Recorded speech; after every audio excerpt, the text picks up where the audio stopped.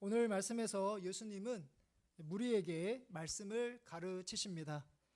1절 말씀에서 무리가 몰려와서 하나님의 말씀을 들을새 예수는 게네사렛 호숫가에 서서. 예수님은 무리들이 왜 예수님께 나왔는지를 잘 아십니다. 앞서 누가복음 4장의 말씀을 보면 예수님이 온갖 병자들을 고치시자 많은 사람이 찾아왔는데 바로 이들은 예수님이 다른 곳에 가지 못하시도록 만류합니다. 이때 예수님은 다른 동네에서도 하나님의 복음을 전하는 것을 바로 하나님께서 자신을 이 땅에 보내신 목적이라고 분명하게 말씀하십니다. 예수님은 이렇게 오늘 말씀에서 이제 갈릴리에서 게네사렛 호숫가로 자리를 옮기셔서 변함없이 말씀을 가르치시고 계십니다. 예수님은 하나님의 소명과 사명에 온전히 충실하십니다. 호숫가는 사람들이 많이 모이기에는 적합할지 모르나 말씀을 전하기에는 불편한 점이 이만저만이 아닙니다. 공간이 탁 터 있어서 사람들에게 집중하기가 쉽지가 않습니다. 그리고 호숫가였기 때문에 파도 또는 물소리로 시끄럽습니다. 요즘처럼 마이크라든지 또 스피커가 있었던 것도 아니죠. 그리고 가장 큰 거는 거기 함께 모여있는 무리들의 마음입니다. 무리들의 마음은 하나님의 말씀을 듣는 것보다 자신의 연약함과 자신들의 피로를 바로 예수님께서 채워주시기를 바라는 마음으로 그렇게 많은 사람들이 예수님 앞에 모여 있기 때문이죠. 이러한 불리한 여건임에도 예수님은 한결같이 무리에게 말씀을 가르치십니다. 저와 구역교사처럼 말씀을 가르치는 자는 이 예수님을 본받아서 어떤 상황 가운데서도 우리에게 맡겨주신 성도들과 구역 식구들에게 하나님의 말씀을 최선을 다하여 열심히 전하고 가르치시기를 바랍니다. 성도님들은 말씀을 듣고 배우는 일에 가장 귀한 것으로 여기고 관심을 갖고 최선을 다해서 하나님의 말씀을 읽고 듣고 배우는 일에 힘쓰시기를 바랍니다. 이 모습이 말씀을 전하는 자나 또 말씀을 듣는 사람이 최선을 다해서 하나님의 말씀을 가르치고 듣는 것이 바로 예수님께서 이 땅에 오신 그런 목적이고 우리가 그런 삶을 살아갈 때 바로 예수님께서 가장 기뻐하신다는 사실입니다. 요한계시록 1장 3절의 말씀을 보면 예언의 말씀을 읽는 자와 듣는 자와 그 가운데 기록한 것을 지키는 자는 복이 있나니 라는 말씀이 있습니다. 이 말씀에 나와 있는 것처럼 말씀을 읽고 또한 듣고 또한 무엇보다도 그 말씀을 지키는 가운데 하나님께서 우리에게 주시는 그 복을 기대하며 또한 복을 누리며 살아가는 우리 귀한 서우교회 성도님들 되시기를 간절히 바랍니다. 예수님은 오늘 말씀에서 지금 무리에게 말씀을 가르치시는데요. 예수님은 처음에 게네사렛 호숫가에 서 계시다가 이제 나중에는 배에 앉으셔서 계속 말씀을 전하십니다. 그 사이에 예수님은 호숫가에 있는 배 두 척을 보시고 또한 그물을 싣고 있었던 어부들을 지켜보십니다. 그리고 한 배에 오르시는데 그 배의 주인은 바로 시몬 베드로입니다. 그리고 배에 오르실 때 베드로에게 호숫가에서 잠시 떼어서 그곳에 앉으셔서 변함없이 그곳에 모여 있었던 무리들에게 하나님의 말씀을 가르치시고 계십니다. 무리에게 말씀을 가르치시는 것, 그것은 변함이 없지만 장소를 옮겼을 뿐이지 바로 무리들에게 말씀을 가르치시고 전하신 것은 변함이 없지만 예수님의 시선이 바로 무리들에게서 바로 시몬 베드로에게 조금씩 향하신다는 것을 우리가 볼 수 있습니다. 예수님은 이렇게 무리에게서 점점 베드로를 향하시고 그에게 가까이 다가가십니다. 갯마을 차차차라는 드라마가 있습니다. 2021년 TVN에서 방영한 16부작 드라마인데요. 포항 어촌을 배경으로 하고 있습니다. 마을에서 이 일 저 일을 잘 챙기고 또한 도움을 요청하는 사람들을 살듯이 챙기는 홍반장, 저 남자 이름이 이제 홍반장인데요. 홍반장과 또 그곳에 바람을 쐬러 왔다가 그곳에서 치과를 개원한 여성과의 사랑 이야기를 다루고 있는 드라마입니다. 제가 예전에 제가 드라마를 잘 보지는 않는데 4년 전에 재밌게 보았던 그런 기억이 있습니다. 이 드라마가 독특한 것은 뭐냐면 그 본편 다 끝난 다음에 50분이면 50분, 1시간이면 1시간 다 끝난 다음에 한 2, 3분 정도 마지막 그 후기 또는 에필로그 그런 장면이 나옵니다. 그러니까 그 본편에서 잘 다루지 않았던 그런 부분을 2, 3분 정도 다루는 그런 부분이 있는데요. 거기에는 어떤 부분이 나오냐면 저 남자 홍반장의 그런 시선 또는 말, 행동이 2, 3분 정도 나옵니다. 홍반장은 그녀가 모르는 사이에 그녀를 도와주거나 또한 챙겨주고 또한 그녀가 힘들어하고 아파할 때 멀찍이에서 그녀와 아픔을 함께 합니다. 홍반장의 그런 모습이 있었기 때문에 바로 이 사랑은 해피엔딩으로 끝을 맺습니다. 이 홍반장의 모습이 오늘 말씀에 나오는 바로 베드로에게 점점 더 다가가시는 그 예수님의 모습을 무척이나 닮은 것 같습니다. 우리 생각에서는 예수님이 어딘가에 계시다가 갑자기 우리들 가운데 찾아오신 것 같지만 이미 예수님은 우리가 예수님을 알지 못하고 있었을 때에도 이미 예수님은 우리 곁에 계셨습니다. 예수님은 우리에게 좋은 사람들을 붙여주셔서 우리로 하여금 예수님을 믿고 변함없이 신앙생활을 할 수 있도록 우리를 인도해 주신 것이죠. 또한 우리가 어렵고 힘들 때 지키고 보호해 주셨다는 것을 그 당시에는 몰랐지만 시간이 한참 지나서 하나님께서 그렇게 나와 그 순간에도 함께 하셨구나. 그 사람들을 통해서 그 목사님과 그 선생님과 그 친구들을 통해서 나를 붙잡고 계셨구나. 나를 신앙의 길로 인도해 주셨구나 라는 것을 깨닫게 됩니다.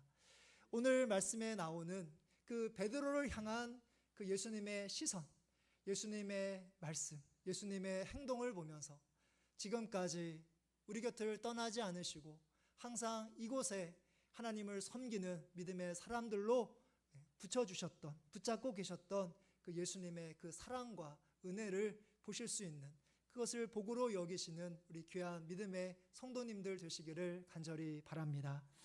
이제 예수님은요, 베드로에게 깊은 데로 가서 그물을 내려 고기를 잡으라 하시자 그는 말씀에 의지하여 그물을 내리고 또한 만선의 기적을 경험합니다. 5절의 말씀인데요. 시몬이 대답하여 이르되 선생님 우리들이 밤이 새도록 수고하였으되 잡은 것이 없지만은 말씀에 의지하여 내가 그물을 내리리이다 하고 예수님은 이제 무리를 향한 말씀을 마치신 후에 이제 본격적으로 베드로를 향하여 말씀하기 시작하십니다.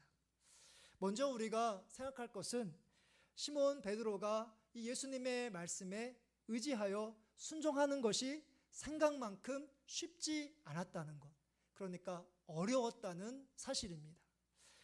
예수님께서 깊은 데로 가서 그물을 내려라 라고 그렇게 명령하셨는데 바로 보통 아침에는 물고기가 깊은 곳이 아니라 얕은 곳에 있는 것이 주로 습성입니다. 그런데 깊은 곳으로 가라고 하시니 한평생 어부로 삶을 살았던 이 베드로는 도저히 이해할 수 없었을 것입니다. 우리가 상상하자면 속으로 피식 웃지 않았을까? 예수님은 잘 모르시기 때문에 이렇게 얘기하신 것이 아닐까? 그렇게 생각하지 않았을까 싶습니다. 또한 베드로는요, 이미 물고기를 밤 동안 잡으려고 했지만 공치고 이제 에너지를 다 써서 이제 피곤한 상태입니다. 우리가 하루 종일 일하고 또한 밖에서 출타한 후에 집으로 돌아왔을 때 만약에 설거지가 가득 쌓여 있는 것을 보았을 때 우리가 피곤하기 때문에 설거지를 해야 된다는 것을 알지만 잠자리에 들고 싶은 것이 우리의 마음이잖아요.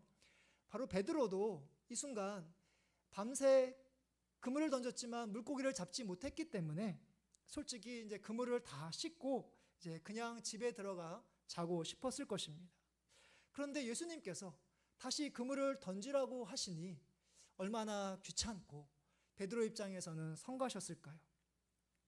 이렇게 예수님의 말대로 하기보다는 그렇게 하지 않을 이유가 훨씬 많이 있지만 놀랍게도 베드로는 예수님의 말씀에 의지하여 그대로 그물을 던집니다. 그러자 밤새 하나도 못 잡았던 물고기를 적당히도 아니고 힘이 많아 그물이 찢어질 만큼 2배에 가득 채워질 만큼 만선의 기적을 경험합니다.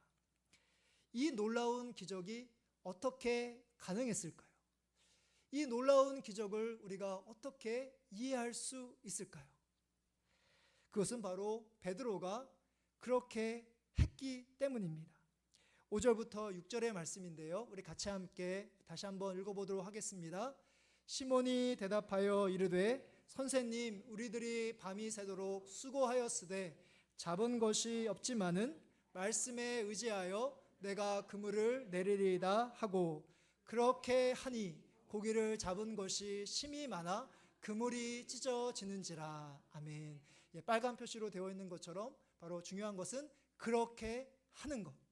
예수님께서 깊은 곳으로 가서 그물을 내려라 라고 하셨을 때 그렇게 하지 않을 이유와 또 생각과 그 모든 것이 있지만 그럼에도 불구하고 예수님께서 말씀하신 대로 그렇게 했을 때 바로 만선의 기적을 경험할 수 있었습니다. 베드로는 오랫동안 그곳에서 어부 생활을 했기 때문에 깊은 곳이 어디쯤인지는 알고 있었을 것입니다.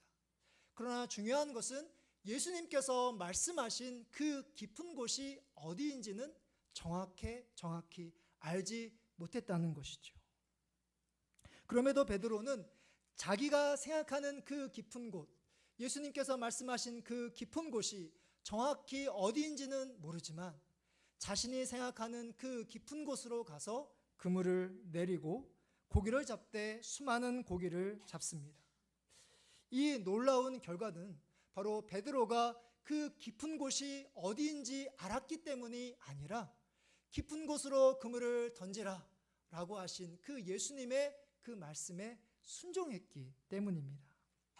그렇다면 우리는 어떤 삶을 살아가고 있을까요? 오늘 말씀을 보면서 예수님께서 깊은 곳으로 가서 그물을 던져라 라고 했을 때 예수님, 무슨 깊은 곳이냐? 아침에 물고기를 잡으려면 얕은 곳으로 가야 되지. 예수님은 목수이기 때문에 목수 주제에 알지 못한다고 하면서 우리는 지금까지 우리가 쌓았던 경험과 지식을 가지고 예수님께 그렇게 항변할 수 있을 것입니다. 아니면 밤새 내가 수고한 것이 보이지 않느냐고, 지금 제 컨디션이, 제 감정과 기분이 좋지 않은데, 피곤한데 다시 그물을 던지라고 하시면서 저를 그렇게 모르시냐라고 예수님께 말씀할 수도 있습니다. 그리고 결정적으로 우리는 예수님께 도대체 예수님께서 말씀하시는 깊은 곳이 어디입니까? 깊은 곳을 콕 찍어 알려주십시오. 나치판을 갖고 또는 내비게이션을 갖다가 콕 찍어 알려주시면 그 깊은 곳에 가서 그물을 던지겠습니다 라고 하면서 우리는 정확히 어떤 곳인지 예수님께 묻고 그것을 가르쳐 주셨을 때 우리는 순종하고자 하는 것이죠. 이렇게 우리는 우리의 경험과 지금까지 쌓았던 지식과 내 컨디션과 내 감정과 기분과 또한 내가 원하는 그런 과정을 통해서 예수님께서 말씀해 주셔야지만, 그 모든 것들을 다 충족시켜 주셔야지만 우리는 하나님의 말씀에 순종하는 그런 경향이 우리들 가운데 있다는 사실이죠. 그렇기 때문에 예수님께서 우리에게 수많은 말씀을 하면서도, 우리가 하나님의 말씀을 들으면서도, 우리가 말씀을 들을 때 우리의 마음과 생각과 우리의 지식과 경험의 그 모든 과정들을 다 통과해야지만 우리가 하나님의 말씀에 순종할 수 있기 때문에 바로 우리가 하나님의 말씀대로 살아간다는 것, 순종하는 것이 얼마나 힘들고 하나님께서 보시기에 얼마나 답답하실까, 그런 생각을 해보게 됩니다. 우리가 믿음의 조상이라고 부르는 아브라함이 있습니다. 믿음의 조상 하면 아브라함이죠. 우리가 그 아브라함을 믿음의 조상이라고 부르는 것은 바로 하나님께서 아브라함에게 내가 살고 있었던 그 고향을 떠나라 하셨을 때 그냥 그대로 떠나갔기 때문입니다. 그 아브라함의 모습을 히브리서 11장 8절에서 이렇게 설명하고 있는데요. 쉬운 성경으로 이렇게 표현했는데 같이 함께 한번 읽어보도록 하겠습니다. 믿음으로 아브라함은 하나님께서 그에게 약속하신 땅으로 가라는 하나님의 부르심에 순종하였습니다. 그는 가야 할 곳도 모른 채 자기 고향을 떠났습니다. 아멘.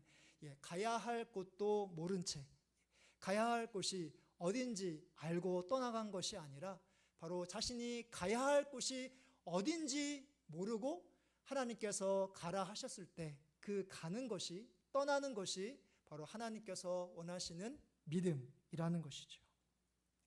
아브라함이 어디로 가야 할지 몰랐지만 떠나는 순간 이미 하나님은 아브라함에게 이미 그가 얻을 그 약속의 땅을 이미 준비하고 계셨다는 사실입니다. 오늘 말씀도 마찬가지입니다. 베드로는 깊은 곳이 어디를 가리키는지 정확히 몰랐지만 다시 그 다 씻었던 그물을 배에 싣고 이제 그 깊은 곳을 향해서 노를 짓는 순간 이미 만선의 기적은 예비되어 있다는 사실입니다. 아브라함과 베드로처럼 하나님과 예수님이 하신 말씀이기 때문에 그대로 순종할 수 있는 그런 믿음이 우리들 가운데 있기를 바랍니다.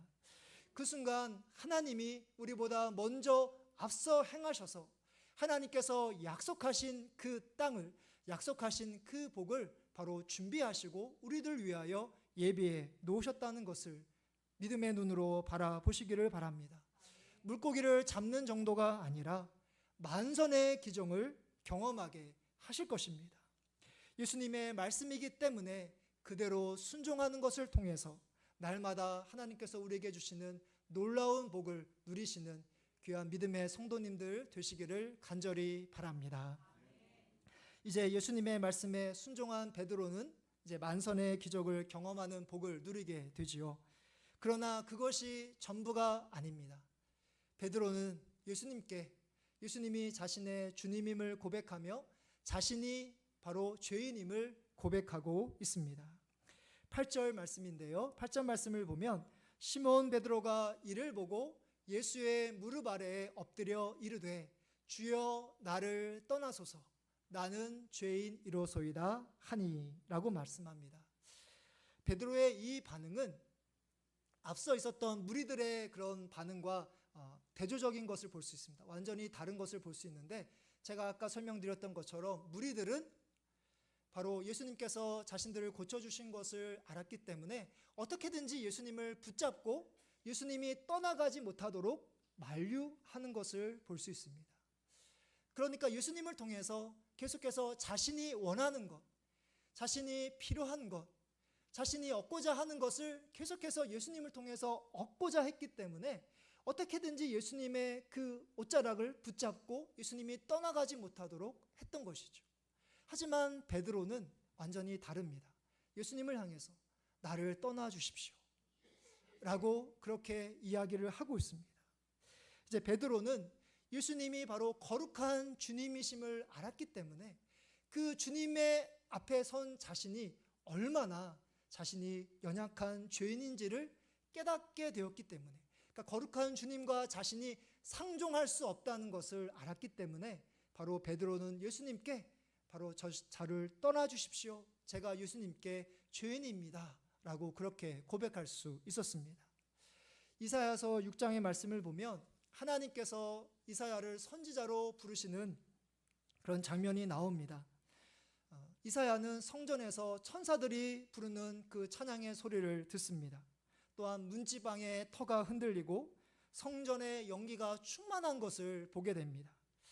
그때 이 이사야 선지자는 하나님께 다음과 같이 고백하고 있습니다.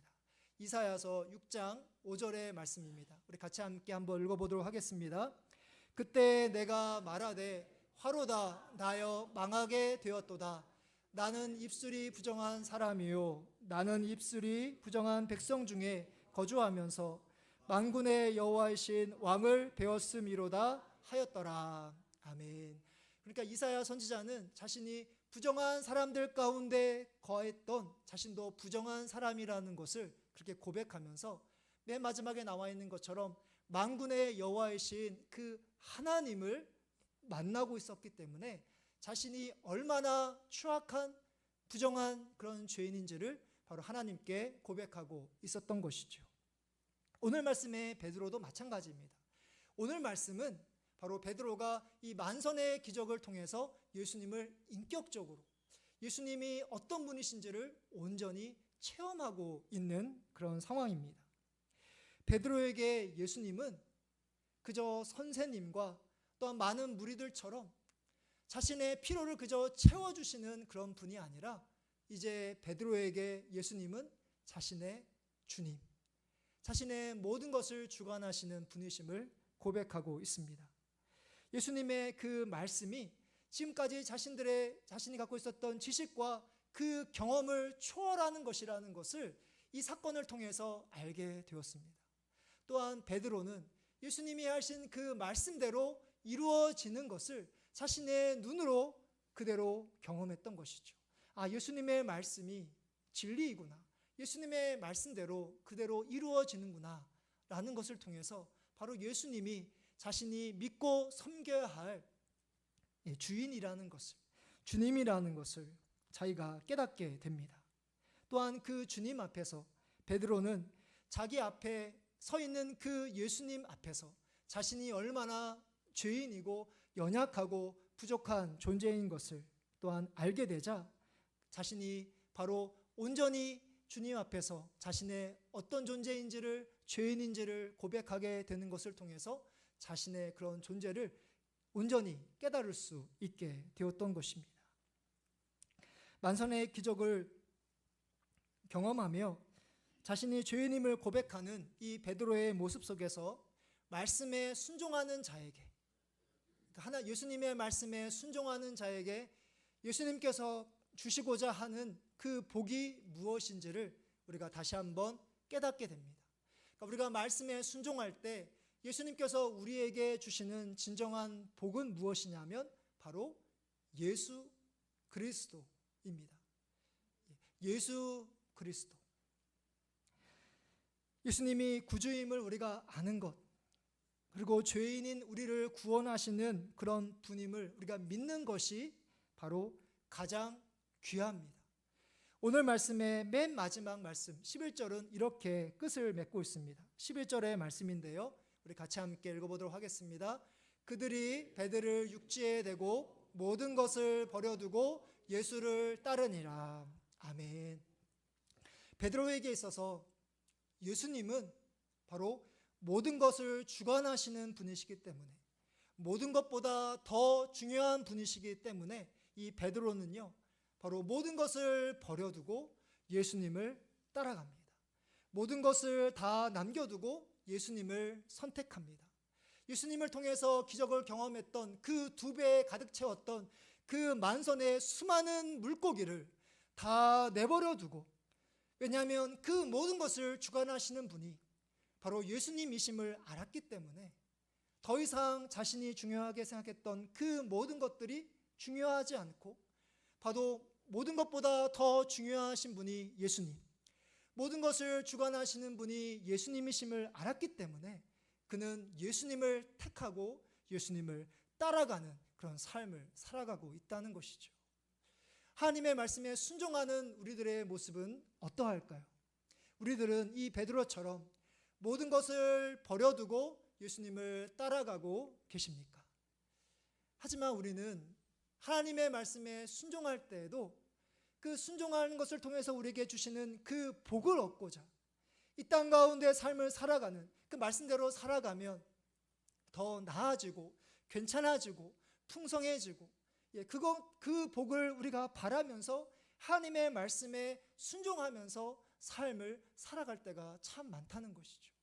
모든 것을 여전히 움켜쥐고 예수님을 따라가려고 하니까 우리의 믿음이 자라나지 않고 우리의 믿음이 계속 제자리 걸음을 하고 있다는 사실입니다.